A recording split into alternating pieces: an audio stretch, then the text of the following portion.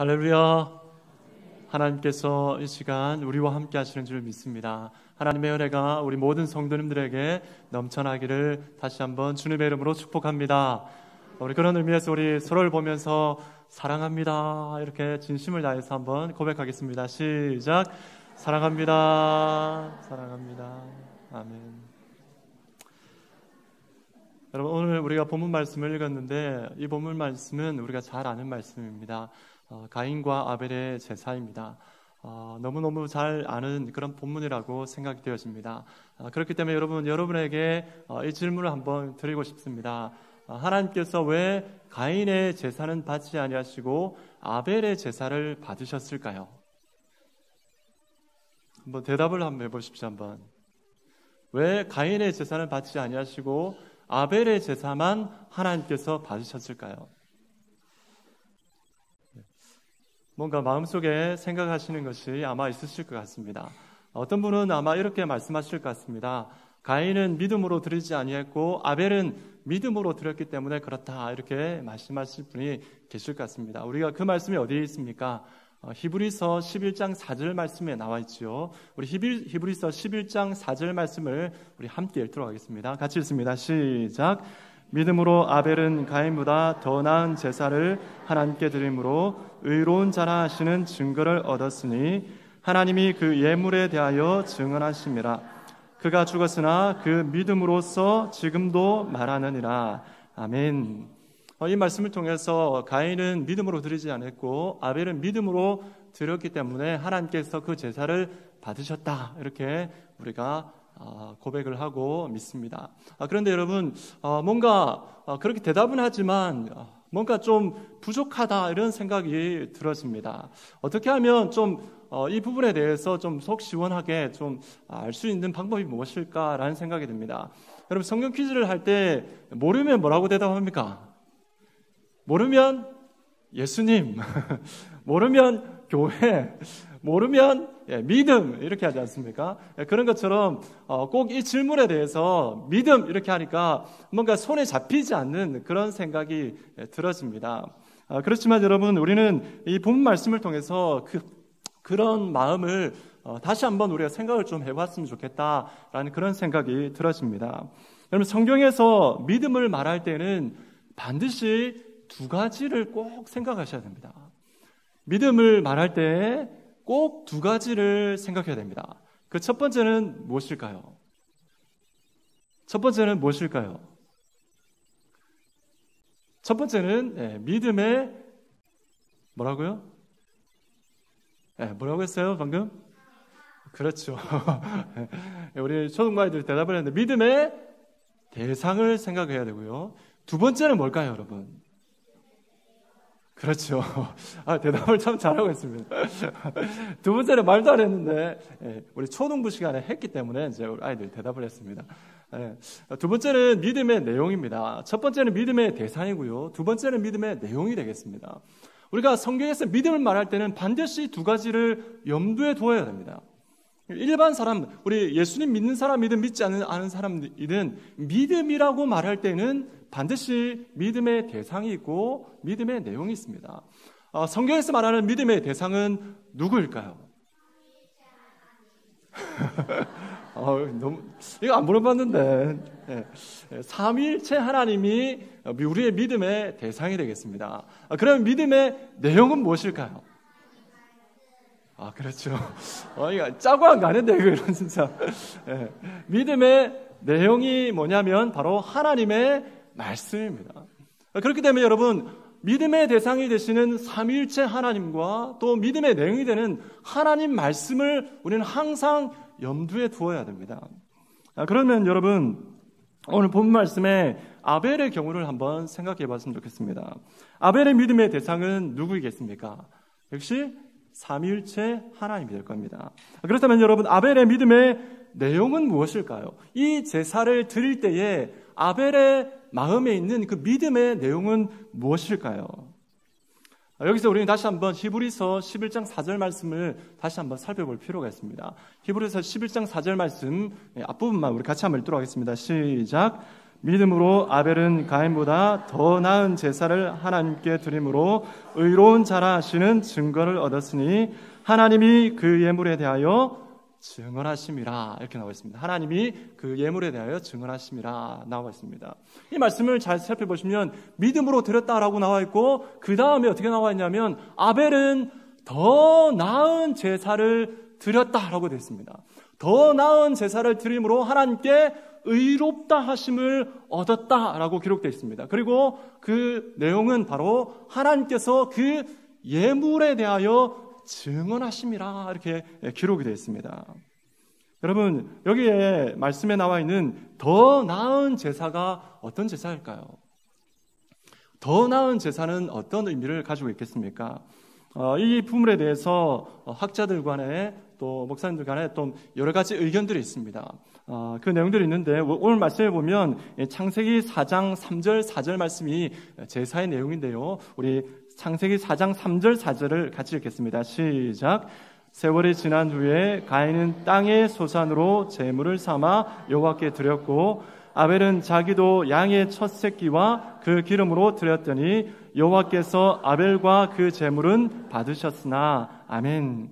이 말씀을 통해서 세 가지로 이렇게 예를 드는데요. 의미를 찾는데 첫 번째는 아벨은 양을 드렸기 때문에 더 나은 제사다라고 말합니다.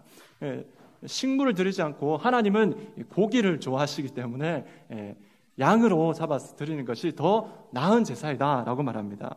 둘째는 뭐냐면 아벨은 오늘 본 말씀에 보니까 양의 첫 새끼를 드렸다라고 되어 있고요. 가인은 그냥 첫 것을 드린 것이 아니라 그냥 땅의 소산으로 드렸다라고 되어 있습니다. 그래서 첫 번째 것을 드렸기 때문에 더 나은 제사다라고 이렇게 표현을 합니다. 그 다음에 세 번째 의견은 무엇이냐면 아벨은 가장 좋은 것을 드렸다라고 합니다. 오늘 말씀해 보니까 어떻게 나와 있냐면 아벨이 양과 함께 뭘 드렸습니까? 기름도 드렸다라고 되어 있습니다. 여러분, 고기 중에 고기 드실 때 뭐가 제일 맛있습니까? 어느 부위가 제일 맛있습니까? 뭐라고? 가슴살이 제일 맛있답니다. 예, 제일 맛있는 부위가 뭐냐면 사실은 기름 부분이 사실은 제일 맛있는 부분입니다. 그래서 구약시대 때 어떻게 하냐면 이 기름 부분이 제일 맛있는 부분이기 때문에 또 귀한 부분이기 때문에 하나님께 어떻게 합니까?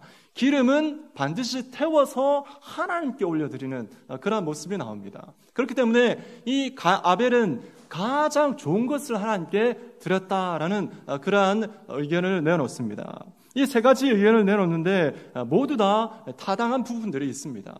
그런데 여러분, 아까도 말씀드린 것처럼 저는 이 본문을 말씀을 보면서 좀 뭔가 더 좀 명확한 본문이, 명확한 해석이 있었으면 좋겠다라는 그런 생각을 하였습니다. 여러분, 어떤 의미가 담겨 있을까요? 이 본문 말씀에 더 나은 제사는 도대체 어떤 것일까요? 여러분, 먼저 이들의 직업부터 한번 살펴볼 필요가 있습니다. 여러분, 오늘 말씀해 보니까 가인은 어떤 직업을 가지고 있습니까?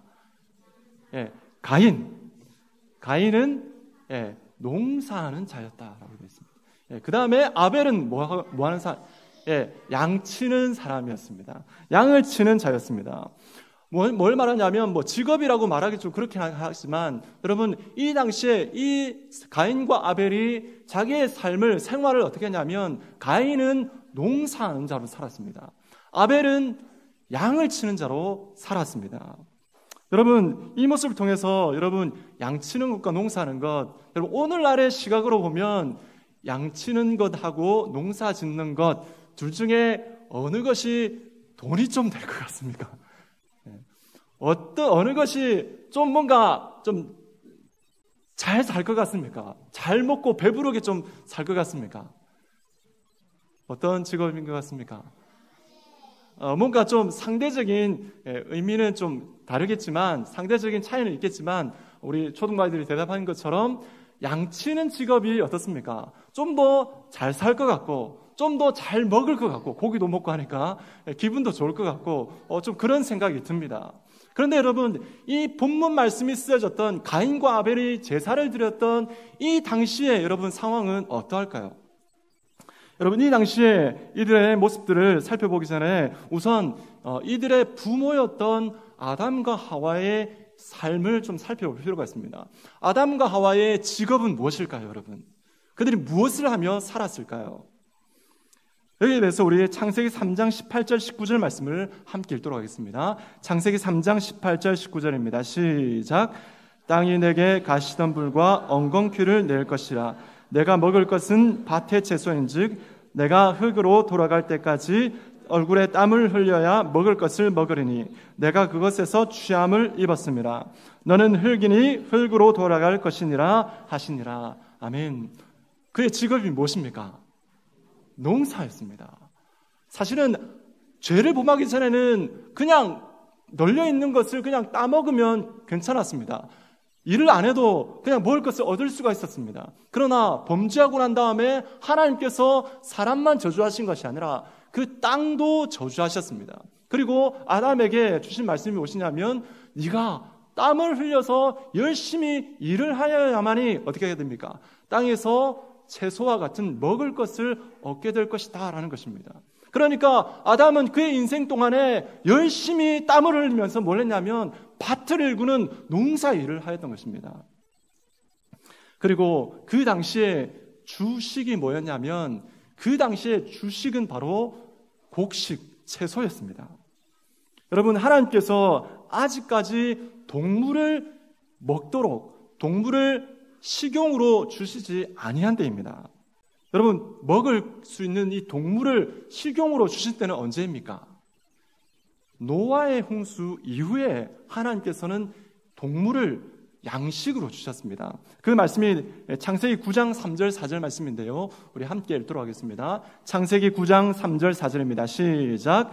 모든 산 동물은 너희의 먹을 것이 될지라. 채소같이 내가 이것을 다 너희에게 주노라. 그러나 고기를 그 생명되는 핏째 먹지 말 것이니라. 아멘. 그럼 이제 모습 좀 분명히 드러나죠. 어떻습니까? 그 당시에는 어떤 모습이었냐면 동물을 먹는 것이 양식이 아니었습니다. 주식이 뭐였냐면 바로 곡식과 채소였습니다. 그러니까 뭘 말하냐면 가인은 그의 부모가 섬기고 또 그의 부모가 열심히 일구었던 그 집안의 가업, 곧 농사일을 누가 물려받았습니까? 장남인 가인이 물려받았습니다. 그러니까 가업을 물려받은 사람은 장남 가인이고 아담이 열심히 일구어냈던 그 많은 재산과 소유를 누가 가지게 된 겁니까? 가인이 가지게 된 것이죠. 여러분, 가인의 이름의 뜻이 무엇입니까? 가인의 이름의 뜻이 뭐냐면 바로 획득 소유라는 의미입니다. 얻었다라는 것이죠. 부모가 그렇게 이름을 지었습니다. 그러니까 가인은 이 부모의 유산을 받고 자기가 다 독차지한 것입니다. 그래서 여러분, 반면 아들이 둘째 아들이었던 그 동생이었던 아벨은 어떤 모습으로 살았겠습니까? 부모의 가업도 이어받지 못했습니다. 당시에는 양을 쳐도 어떻게 됩니까? 먹을 수 있었습니까? 없었습니까? 양을 쳐도 먹을 수가 없었습니다. 양을 쳐도 양식으로 사용할 수가 없었습니다. 구워 먹으면 맛있을 텐데 구워 먹지 못했습니다. 그러니까 어떻습니까? 그 가운데에 이 아벨이 하나님 앞에 살아갈 때에 삶이 궁핍할 수밖에 없는 것입니다. 가인보다 훨씬 궁핍한 그런 삶을 살아가는 것입니다. 그렇기 때문에 여러분, 우리는 이 말씀을 통해서 아벨의 믿음의 내용이 도대체 무엇일까? 왜 아벨이 양을 치는 이 제사를 하나님께서 더 기뻐하시고 더 나은 예물이라고 그렇게 말씀하셨을까라는 것입니다. 그렇기 때문에 여러분, 아까 말씀드린 것처럼 이 믿음의 내용은 말씀하신 대로 하나님 말씀이라고 했습니다. 그런데 여러분, 가인과 아벨이 살아갈 때에 우리가 들고 있는 이 성경이 그들에게 있었습니까? 없었습니다. 가인과 아벨이 알고 있는 하나님 말씀의 범위는 어디일까요? 창세기 1장에서 3장까지. 창세기 1장에서 3장까지의 내용이 하나님께서 가르쳐 주신 계시의 전부입니다. 1장부터 3장에 도대체 무엇이 있기 때문에 이 아벨이 믿음으로 드렸다라고 이렇게 표현하고 있겠습니까? 여러분 1장에서 3장의 내용을 보면 바로 하나님의 언약의 말씀이 나와 있습니다. 여러분 양은 바로 먹을 수도 팔 수도 없는 그러한 것이었습니다. 그런데 양이 딱 한 군데 쓰이는 곳이었습니다. 그것은 바로 가죽옷이었습니다. 이 가죽옷은 특별한 그런 옷이었습니다. 여러분 이 가죽옷을 제일 먼저 만들어 입히신 분이 누구시겠습니까? 바로 하나님이십니다. 우리 창세기 3장 21절 말씀을 우리 함께 읽을까요? 창세기 3장 21절입니다. 창세기 3장 21절 시작. 여호와 하나님이 아담과 그의 아내를 위하여 가죽옷을 지어 입히시니라. 아멘. 여러분 이 말씀을 잘 보셔야 됩니다. 하나님께서 아담과 하와에게 가죽옷을 지어 입히실 때에 분명히 하나님께서는 짐승을 잡아서 피를 흘렸을 것입니다.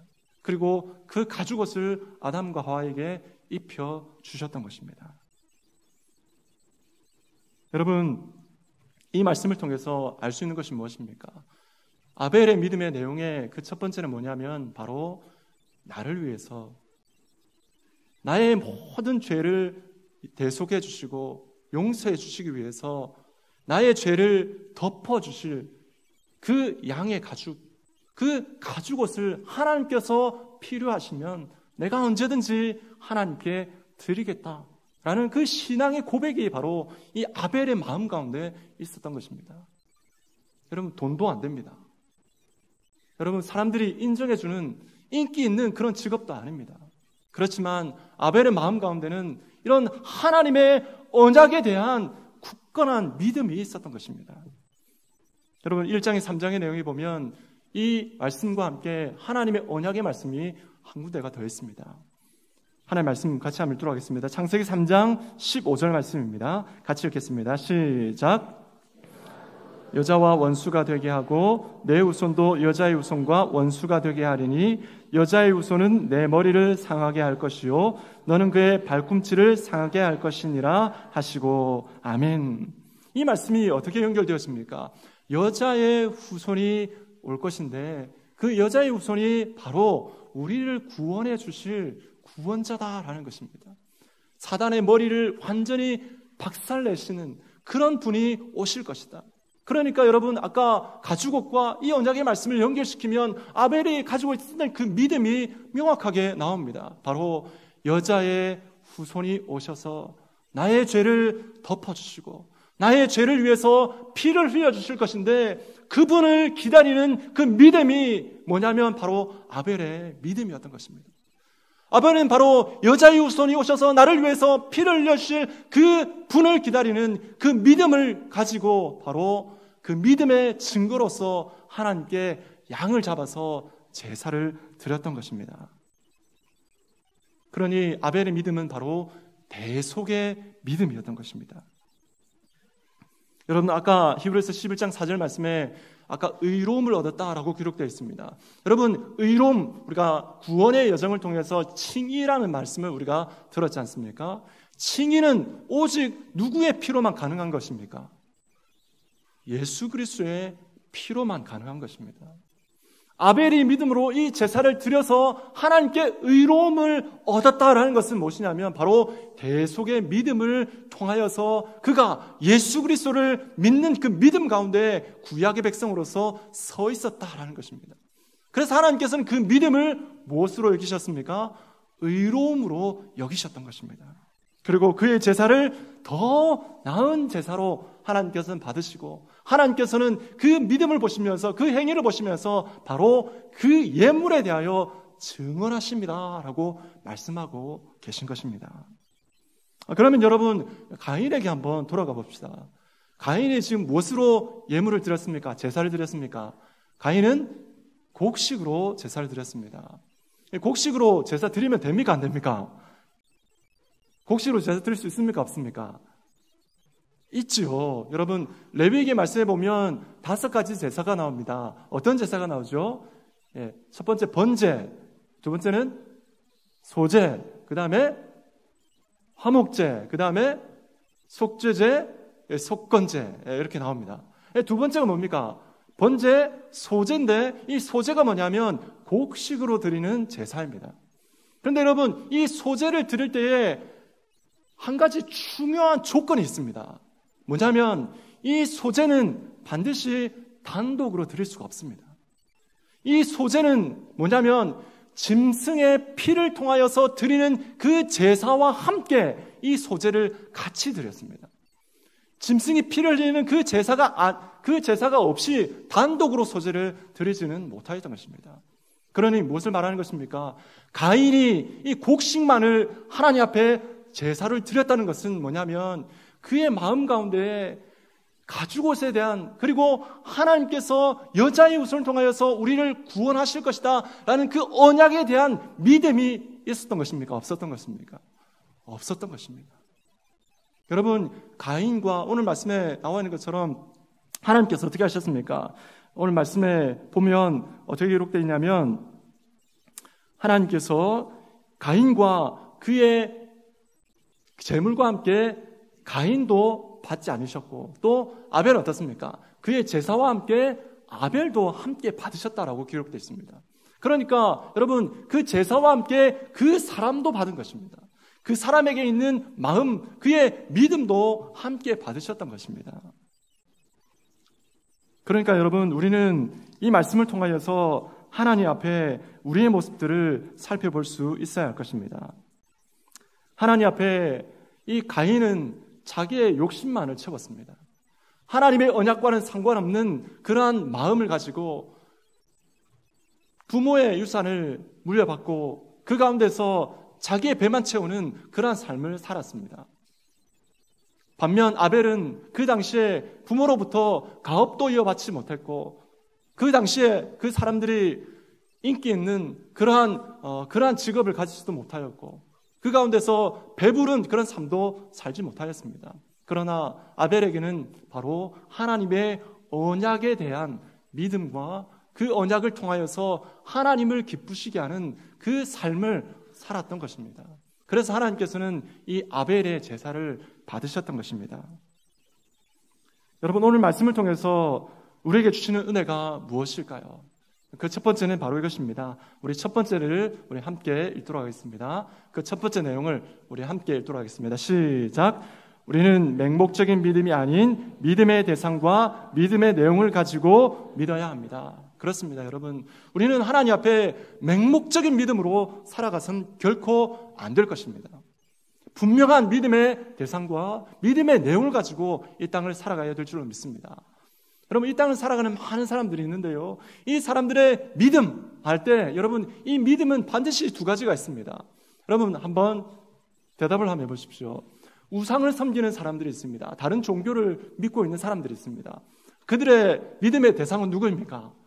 네, 우상이죠. 우상입니다. 그러면 그들의 믿는 그 다른 종교나 우상에 대해서 그들의 믿음의 내용은 무엇일까요? 그들이 왜 우상을 섬길까요? 무엇이겠습니까? 바로 자기가 잘 되기 위한 것이죠. 자기가 복받기 위한 것이죠. 두 번째는 여러분, 만약에 다른 종교도 안 믿고 기독교 교회도 안 다닌다, 그러면 그 사람은 어떤 믿음을 가지고 있는 것입니까? 그 사람의 믿음의 대상은 누굽니까? 바로 자기 자신입니다. 그리고 자기 자신을 믿는 그 믿음의 내용은 무엇입니까? 자기의 능력으로 뭔가 해보겠다는 것이죠. 자기의 지식과 자기의 재능과 자기의 능력을 가지고 이 땅 가운데서 뭔가 행복하게 살아보고, 뭔가 떵떵거리며 살아보고, 그 가운데서 죽음 이후에도 내가 뭔가 해보겠다라는, 그러한 구원을 받겠다라는 그러한 사람, 그 믿음이 바로 종교도 가지고 있지도 않고 교회도 다니고 있지 않는 자신을 믿는 사람들의 모습입니다. 그렇다면 여러분, 우리는 다시 한번 우리의 모습을 살펴볼 필요가 있습니다. 저와 여러분 어떻습니까? 여러분이 믿는 믿음의 대상은 누구입니까? 그리고 여러분이 믿는 믿음의 대상은 누구이고, 그 가운데서 여러분이 믿는 믿음의 내용은 무엇입니까? 여러분, 성경의 믿음이라는 말을 잘 살펴보시면서 여러분, 누가 믿음으로 어떻게 했더라라는, 하나님을 기쁘시게 했더라라는 말씀이 나오면 여러분 반드시 두 가지를 살펴보십시오. 아브라함이 가지고 있던 믿음의 대상은 누구인지, 아브라함이 믿었던 믿음의 내용은 무엇인지, 그리고 다윗이 믿었던 믿음의 대상은 누구인지, 다윗이 믿었던 믿음의 내용은 무엇인지 여러분 한번 생각해 보십시오. 여러분, 그리고 여러분이 믿는 믿음의 대상과 내용을 한번 생각해 보십시오. 우리는 하나님 앞에 믿음으로 산다 하지만 그 믿음이 혹시 너무 맹목적인 그런 믿음인지 아닌지, 여러분 너무 추상적인 그런 믿음을 가지고 이 땅을 살아가고 있지는 않는지 여러분 우리 자신을 살펴볼 필요가 있습니다. 만약에 우리의 믿음이 아까 말씀드렸던 것처럼 그냥 교회 다니니까, 그냥 내가 좀 잘 됐으면 좋겠다, 내 마음에 답답함이 있는 그런 마음을 좀 해소했으면 좋겠다, 여러분 그런 마음이라면 여러분 그 믿음은 하나님께서는 인정하지 않으실 수 있다라는 것입니다. 그렇기 때문에 여러분, 우리는 하나님 앞에 나의 믿음을 드리면서 나의 믿음의 내용에 어떤 믿음의 내용을 내가 믿는지 여러분 살펴볼 필요가 있습니다. 두 번째는 바로 이것입니다.